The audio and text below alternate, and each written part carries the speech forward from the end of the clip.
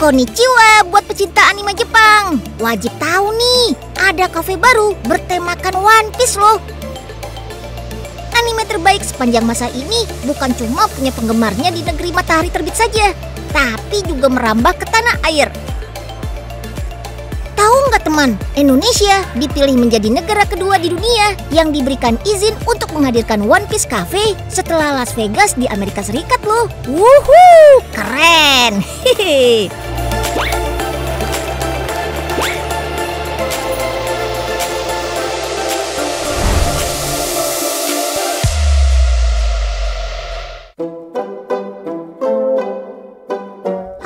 Sebelum amunisinya dihabisin sama kakak-kakak ini, Unyil mau menerjang ombak menuju Pulau Lautel dulu ya. Konon di sana menyimpan harta karun yang tidak pernah habis. Kira-kira bener nggak ya? Berat juga nih. Loh, ya kok kosong? Waduh, Unyil salah pulau nih. Tolong!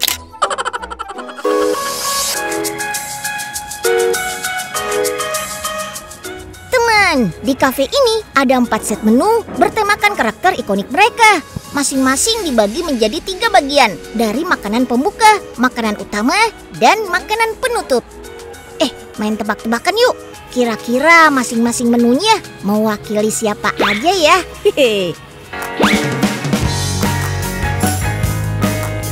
Yang warna merah ada mashed potato yang jadi sumber karbohidratnya. Ditambah telur yang dibalut sama cincangan daging ayam dan sapi. Disiram saus barbeque yang sedep banget. Nah, kalau yang setting koral berisi spaghetti aglio olio dengan potongan udang goreng dan kepiting soka yang lembut banget. Kalau hijau buat yang suka makanan India nih, ada menu kari lengkap sama chicken katsu dan Swickers daging sapi. Sementara yang berwarna biru ini berisi ayam bakar, rin mayo dari wasabi, pisang tanduk bakar, dan juga sambal. Ada sentuhan lokalnya juga nih, cakep. Kafe yang terletak di salah satu mal di pusat Jakarta ini hadir dengan memberikan pengalaman tematik bagi pengunjung, khususnya para penggemarnya, yang biasa disebut dengan nakama teman. Bukan cuma makanannya, suasana kafenya kuat banget menggambarkan karakter anime One Piece. Teman, Red Captain Set ternyata terinspirasi dari karakter Luffy yang dikenal sangat menyukai daging loh. Setelah menyantap daging-dagingan, santap siang sempurna ditutup dengan dessert dengan tampilan yang unik banget. Yap, betul, mencerminkan karakter Luffy. Peanut butter ini mirip topi jerami yang biasa dipakai Luffy. Teman, bukan cuma makanan utama yang ada sentuhan lokalnya, makanan penutupnya juga nih. Contohnya Blue Cake Set, berisi polet roti dan onde-onde ogura. Buat nakama pasti nggak asing sama si ungu gomu-gomu. Ini tuh buah yang bikin tubuh Luffy menjadi elastis teman. Dessert dengan pola pusaran keriting berbentuk es ini sebenarnya kue dengan tekstur lembut yang dilapisi krim. Enak banget loh teman. Coba deh perhatikan topi yang Unyil pakai. Mirip kan sama topi jerami punya Luffy?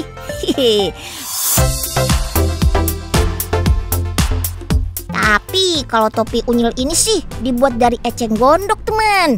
Oleh-oleh dari Rawapening, Jawa Tengah. Yap, di Rawapening memang tumbuh subur tanaman eceng gondok.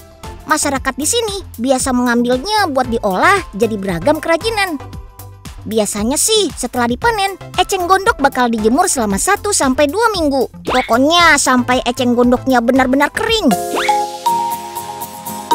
Nah, untuk beberapa produk kayak tas atau sandal, serat eceng gondok keringnya harus dikepang terlebih dahulu ya teman. Bikin pola sandalnya, kemudian tempelin deh eceng gondok kepangnya sampai memenuhi pola. Tinggal buat lubang untuk pasang tali japitnya, pipihkan, dan jadi deh. Cuma sekitar 1 jam kalau dikerjain sama ahlinya.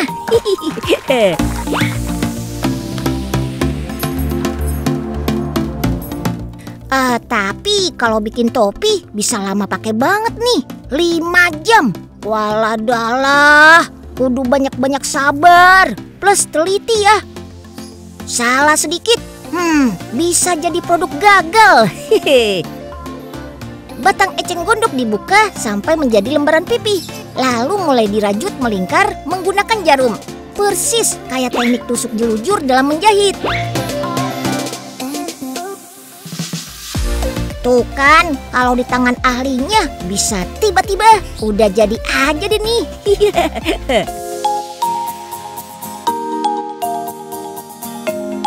Setelah dikreasikan jadi inovasi eceng gondok kayak gini, nilainya jadi auto melejit loh teman. Bisa naik 10-20 kali lipat saking kerennya. Makanya gak heran kalau fansnya pun ikutan bejibun. Gak cuma warlock alias warga lokal, tapi sampai lompat ke pasar internasional seperti Spanyol, Italia, dan juga Jepang. Cakep!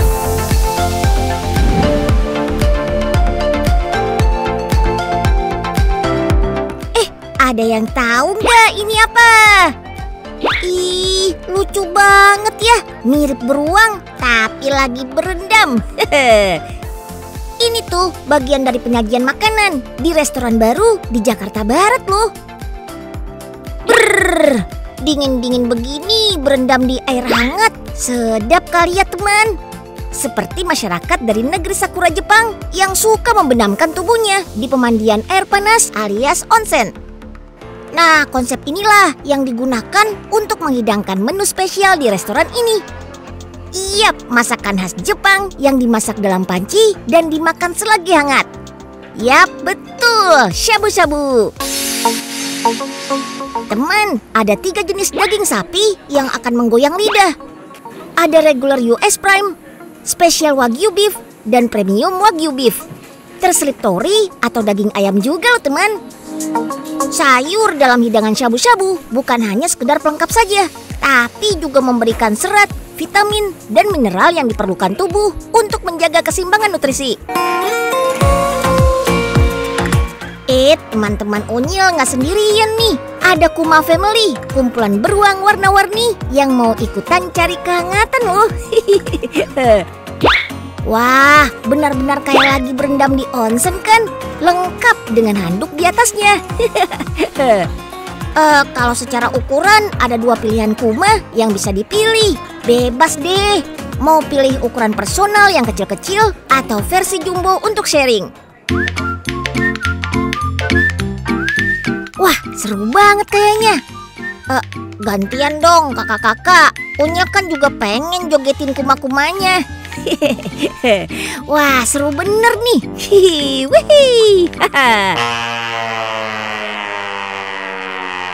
Hah, waduh, ya kumanya keliengan sampai pingsan.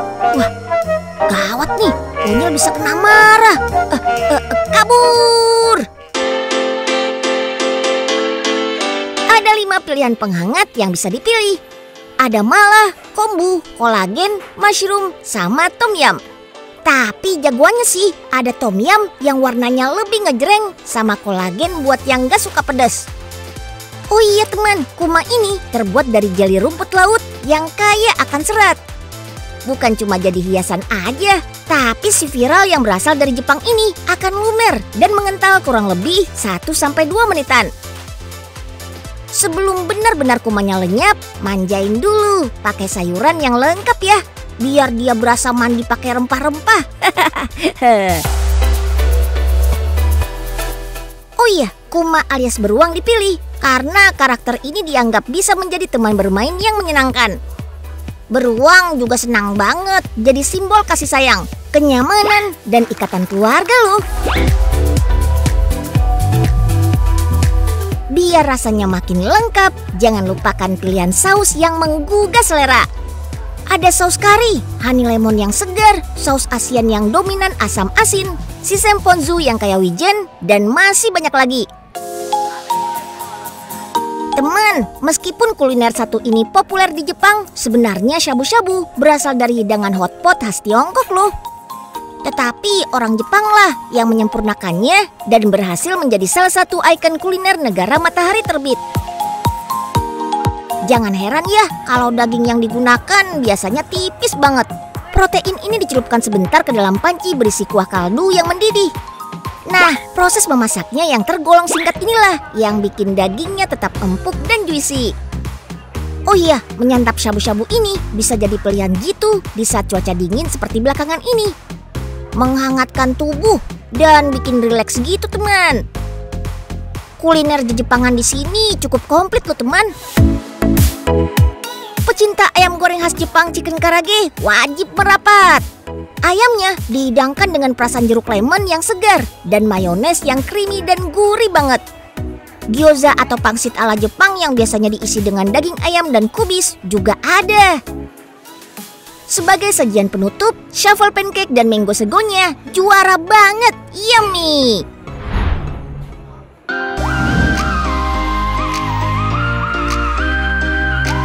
Teman, kalau shabu-shabu ini kunci kelezatannya ada di kaldu beruang yang meleleh. Nah, kalau dalam masakan Indonesia, kaldunya dibuat dari tulang teman. Biasanya tulang yang dipakai pun beragam teman. Ada yang dari tulang ayam kampung seperti ini. Ada pula tulang sapi yang hanya dipilih dari bagian iga dan rusuk. Nah, untuk kaldu tulang ikan salmon dan ikan gabus yang dipilih teman. Protein dan kalsium dari tulang ini masih harus ditambah sayuran loh teman. Ada timun Jepang alias zucchini, wortel, dan seledri. Timun Jepang ini kaya vitamin C, bagus untuk kekebalan tubuh. Sementara wortel, kandungan vitamin A-nya bagus untuk mata. Dan aroma seledri yang bisa mengurangi bau amis tulang. Uniknya nih, untuk membuat kaldu tulang, alat masaknya nggak sembarangan. Harus pakai panci stainless steel berlapis titanium. Yap, membuat kaldu tulang butuh waktu yang lama dengan suhu di bawah 100 derajat Celcius. Dengan panci titanium, dijamin nutrisi dan gizi dalam kaldu yang dibuat nggak akan rusak teman. Butuh waktu 24 jam untuk masak kaldu tulang ayam. Sementara kaldu tulang sapi butuh waktu 72 jam. Dan yang paling singkat, kaldu tulang ikan sekitar 12 jam. Wih, semua tulang dan sayurannya sudah empuk banget nih. Tinggal dihaluskan deh. Dan hasilnya bakal seperti ini teman. Yap, ini tuh kaldu tulang yang praktis. Bisa diseruput dalam kondisi hangat ataupun dicampur dalam masakan berkuah. Bebas, yang pasti rasanya bakal gurih banget. Gak kalah sama kaldu dalam masakan Jepang, yummy. Hihi.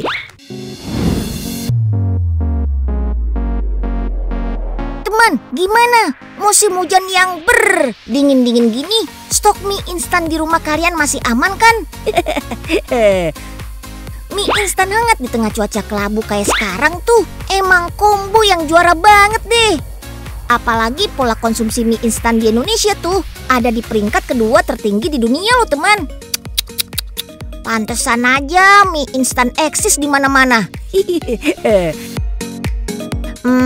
Tapi kalau mie instan yang satu ini udah pernah coba belum?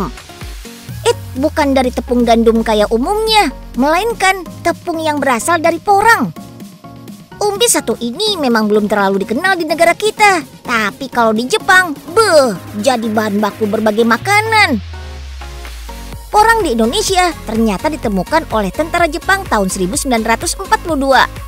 Bahkan saat itu, porang jadi bahan pangan logistik mereka loh. Sama kayak ubi dan singkong, porang juga bisa dimanfaatkan sebagai tepung. Untuk olahannya beragam, salah satunya yang paling baru jadi mie instan porang. Kreasi mahasiswi dari jurusan Supervisor Jaminan Mutu Pangan Vokasi Institut Pertanian Bogor. Mie porang instan ini bisa jadi besti yang pas untuk dikonsumsi karena rendah kalori dan kaya serat. TOP banget deh untuk yang sedang jaga berat badan. Tepung porangnya nggak sendirian teman. Untuk membuat mie instan ini ada tambahan bahan-bahan lainnya. Kayak kedelai, batang semu pisang, air kapur, glukosa, dan pati jagung. Khusus kedelai dan batang semu pohon yang digunakan adalah sarinya. Lanjut, campur semua bahan sambil terus diaduk. lakukan selama 10 menit ya. Kalau sudah, tuang adonan ke dalam loyang dan istirahatkan selama 1 jam pada suhu ruang. Tujuannya untuk membuat tekstur adonan semakin padat. Lanjut, geser ke mesin ekstruder teman. Yap, ini mesin untuk mencetak mie-nya. Adonan yang awalnya menggumpal akan keluar menjadi mie yang lurus seperti ini. Oke, kam. Mari datang ke Unyil, mie porang panjangku. Unyil bantu potong biar nggak mubazir. Aduh, kakak campers, jangan di-wide dong kameranya. Kan jadi ketahuan kalau Unyil lagi bawa mangkok. Biasa, mau stok mie buat 1 bulan ke depan nih. Mumpung fresh from the mesin. Peace teman. Mie panjang yang jatuh dari mesin ekstruder otomatis terjun ke larutan air kapur yang hangat ini teman. Bukan tanpa alasan, tapi untuk membuat tekstur mie semakin kokoh, sekaligus menghilangkan senyawa oksalat pada porang. Senyawa oksalat bisa menyebabkan alergi atau gatal-gatal saat dikonsumsi. Oh iya, masih harus dibersihkan dengan air mengalir nih untuk menghilangkan sisa kapur. Terakhir, tinggal rebus selama 5 menit untuk memastikan kalau bakterinya bye-bye. Nah, mie porang dan besti-besti toppingnya siap dikemas teman. Yes, kalau mie instan kemasan biasa disimpan dalam keadaan kering, mie porang ini justru dalam keadaan matang. Dengan teksturnya yang kenyal, padat, dan membal seperti ini. Tenang, meski disimpan dalam keadaan matang, tapi mie porang ini terbukti awet sampai 3 bulan dalam suhu ruang. Bahkan bisa sampai 6 bulan kalau disimpan di kulkas. Cakep! Dilengkapi juga dengan bubuk cabai, topping bakso kering, minyak, dan bumbu tambahan lainnya. Tinggal seduh deh, kayak bikin mie pada umumnya aja teman. Masukkan mie, topping, dan bumbu. Aromanya, kecium sampai rumah nggak tuh? Rasa mie porang yang netral menyatu sempurna dengan bumbu kaya rasa yang kental banget. Pas banget nih, di luar udah mulai mendung lagi. Waktunya kita sikat habis teman. Nyam.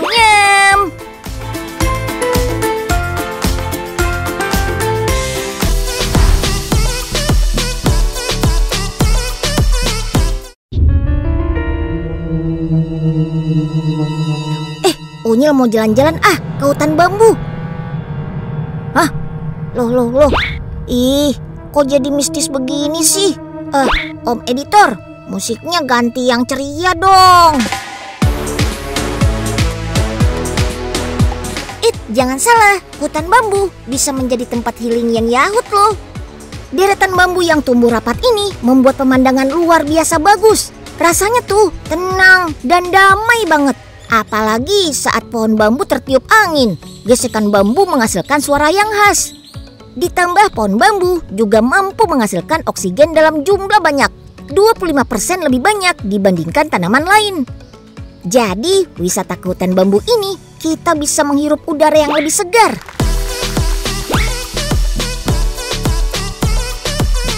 Teman, bambu itu jenis rumput-rumputan yang bisa tumbuh sangat tinggi dan berumur panjang. Yap, dengan perawatan yang baik, bambu bisa hidup secara alami hingga 100 tahun. Bambu juga bisa tumbuh sangat cepat. Beberapa jenis bambu bahkan bisa tumbuh sepanjang 1 meter hanya dalam waktu 1 hari saja loh.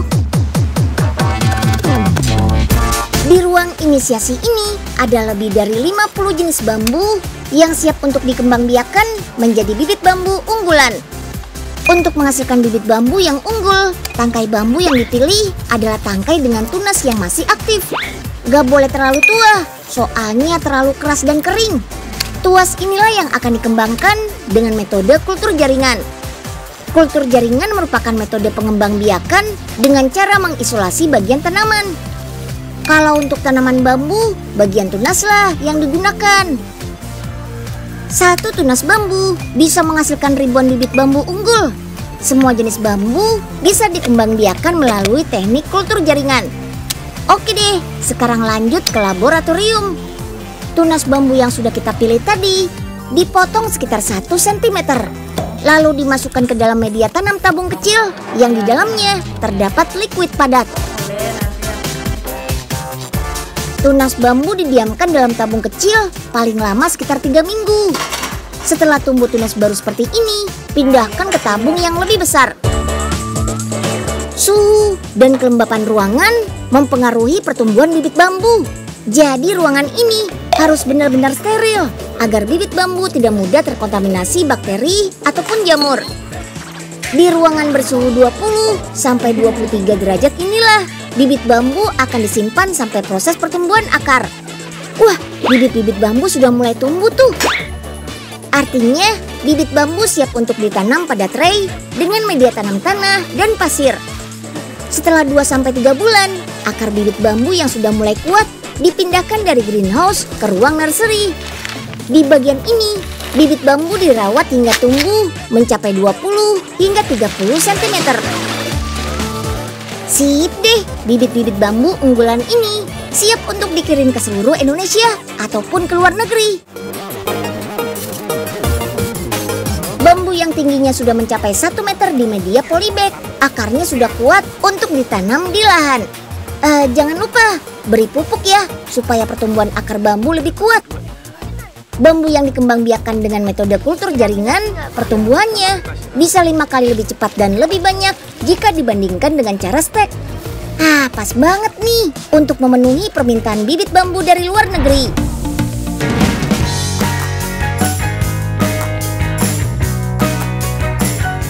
Nah, saking kuatnya, bambu juga bisa menjadi bahan untuk membuat sepeda loh. Sepeda bambu ini bahkan bisa menahan getaran lebih baik. Ternyata rahasianya ada di bentuk frame. Tidak bulat seperti sepeda biasa, tapi frame dibentuk heksagon alias segi 6 teman. Alat pemotong khusus ini bikin bambu langsung terbelah menjadi 6 bagian.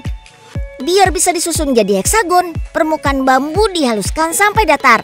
Oh iya, supaya anti dimakan rayap, bambu perlu direndam cairan khusus. Bahan bambu yang sudah kuat dan ringan ini lanjut direkatkan dengan bahan karbon. Hasilnya ikatan lebih kaku, keras, tapi memberi efek lebih ringan. Untuk membuat sepeda bambu butuh waktu yang gak sebentar, sekitar 1 bulan teman. Wah, rangka sepeda bambu aja bisa. Next, rangka mobil dari bambu. Keren juga kali ya.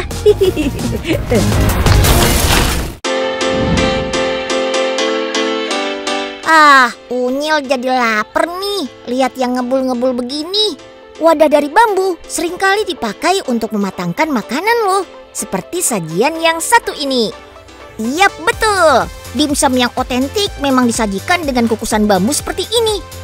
Berbeda dengan kukusan dari stainless steel, wadah bambu seperti ini bisa membuat aroma dimsum lebih harum dan menggugah selera loh. Ingat ya, kalau mau buat dimsum dengan kukusan bambu, takaran airnya harus disesuaikan. Dan agar kulit dimsum gak menempel di dasar wadah, jangan lupa taruh alas seperti daun pisang ya. Kalau sudah matang, jangan lupa deh bagi-bagi ke Unyil. Bercanda. Teman, masak menggunakan wadah bambu juga banyak dilakukan di negara kita. Malah bambu yang dipakai dalam bentuk batangan utuh. Seperti masak lamang dalam bambu, ikan dalam bambu, dan berbagai jenis masakan tradisional lainnya. Banyak banget yang menggunakan bambu sebagai wadah memasaknya. Ternyata cara ini tuh udah dipakai sejak zaman penjajahan Belanda loh. Rakyat Indonesia yang saat itu berjuang melawan penjajah biasanya membawa beras sebagai bekal bergerilya. Nah, untuk memasaknya, mereka memasak bahan yang tersedia di alam dan bambu menjadi pilihannya. Meski sudah berlangsung lama, tapi masak menggunakan bambu masih tetap eksis sampai sekarang. Apalagi kalau bukan karena aroma dan rasa masakan yang dihasilkan. Khas dan harum banget teman. Aduh, jadi lapar lagi deh Unyil.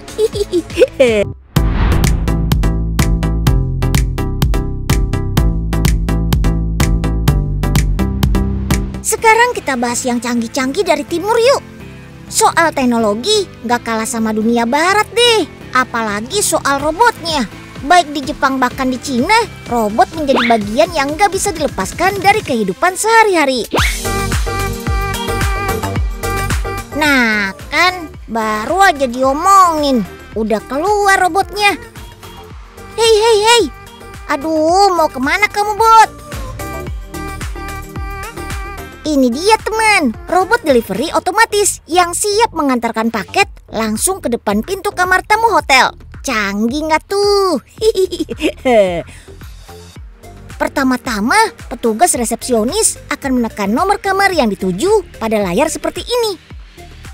Nah, robot ini sudah dilengkapi box atau kotak untuk menaruh barang yang mau diantar. Setelah barang dimasukkan, robot akan otomatis berjalan menuju ke lokasi kamarnya tuh. Nah, canggihnya lagi, khusus di dataran Tiongkok, robot delivery ini bisa terkoneksi langsung dengan lift. Jadi, ketika robot delivery masuk lift, maka otomatis lantai bangunan yang dituju akan menyala deh. Keren. Hihi. Robot ini juga dilengkapi berbagai sensor di sekelilingnya loh, supaya bisa menghindari tabrakan ataupun terjatuh. Jadi, dijamin aman deh. Setibanya di depan pintu kamar yang dituju, robot tidak akan mengetuk atau mengeluarkan suara. Yap, robot secara otomatis akan memanggil tamu dengan menelpon. Dan tada! Penerima paket tinggal keluar dan menekan layar untuk menerima paketnya deh. Misi sukses. Oh iya, robot ini memakai baterai yang sanggup beroperasi selama 10 jam. Kalau sudah selesai mengantar paket, robot akan menuju kembali ke titik awal di lobi hotel. Di sini robot akan otomatis berhenti dan mengecas baterainya deh. Wih, keren kan? Nah, kalau di Indonesia gimana? Jelas ada dong.